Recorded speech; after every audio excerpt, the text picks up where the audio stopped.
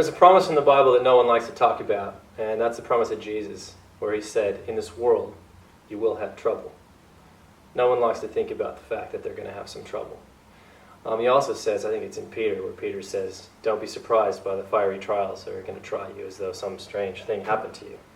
It's not going to be strange at all because it's happening to people, especially followers of Christ. And I often find myself surprised by trials and troubles.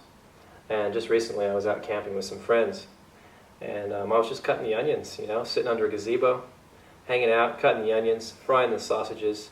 And my friend said, hey, we're just going to hop in the car, we're going to drive up to the toilet block, take a shower, we'll be back. So I was sitting there, just cooking dinner, and all of a sudden, from the lake, came a wind like you can't believe, just this massive gust of wind. And it picked up the gazebo that I was sitting under, and it rose up in the air. And the only thing I could think to do was grab onto it, because I can't let this go. This is our shelter. This is our shelter in the time of intense heat. And I have to grab this shelter. So I reached up and I grabbed the gazebo, and I was hanging on, thinking this is just a small gust of wind. It's going to go away. So here I am, hanging onto this gazebo as my friends drive off into the distance. Talk about having trouble. I looked around me. There was some rope that I needed, because the rope that was attached to the gazebo was gone. It just ripped right off. One of the legs was bent completely up. There was no hope for the gazebo. But for some reason, in my small mind, I thought, if I hang on to this gazebo just long enough, my friends will come back and they'll rescue me. Well, that wasn't going to happen, and the wind wasn't going to stop. In fact, the wind got worse and worse and worse. And here I am, hanging onto this gazebo for dear life. And I have to admit, there was actually some fear that came into my heart as the wind got stronger, the waves on the lake whipped up, and this dark clouds were coming over, and then it started to rain. I'm thinking, this is intense, this is crazy, what's happening? Does anyone in the world realize that I'm going through this time right now, this trouble, this is terrible, the onions are getting blown off the barbecue, everything's going wrong, it was terrible. So I'm hanging on for dear life, just hanging on, and in the middle of all of this storm raging around me, all of a sudden the humor of it hit me. This is funny. If anyone was videoing this right now, they would be laughing. This would make it on YouTube. I'd be famous.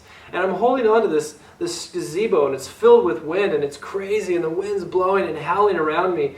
And then I thought of the story of Jesus and the disciples on the lake, when the disciples are out there, and they're out there, and they're just massive waves hitting the boat, and Jesus is just there in the boat. But he's not worried. He's asleep. He's asleep in the midst of the storm. But then he didn't sleep for long, because the disciples ran over and they grabbed him and they shook him and they said, Lord, wake up, we're about to perish. Everything's blowing all over the place. We're going to die. And Jesus gets up and he stretches and he yawns and he puts his hands out and he says, peace, be still. And the storm stops. So there I am in the midst of this storm, hanging onto this gazebo for dear life. And I started laughing because I started thinking about that story of Jesus in the storm.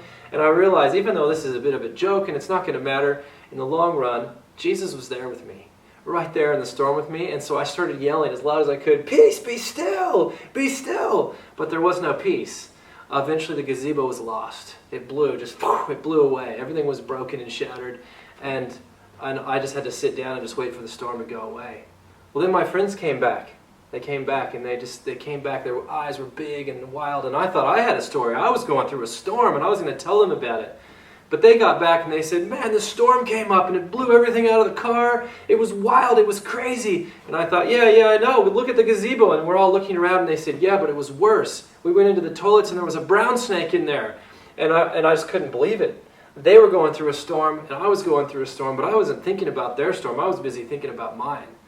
But the reality is, we're all going through storms. We're all going through things in life that are tough. And sometimes you're just hanging on for dear life and you're thinking, everything's going to get blown away. My life is going to fall apart. There's going to be nothing left. I can't do this. But in the midst of your storm, whatever it is, Jesus is there with you. And he's hanging on with you. And he's helping you through it. And he's going to keep you strong in the storm. And the Bible even says he'll bring peace in the midst of the storm.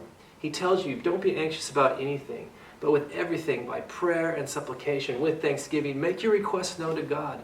And the peace of God that passes all understanding will guard your heart and mind in Christ Jesus. So I just want to say to you, whatever storm you're going through right now, God's with you. He's with you in that storm, and he's walking with you through the storm. And eventually you're going to get through that storm. You're going to be looking back, and you and your friends are going to sit around and you're going to talk about how God brought you through the storm together.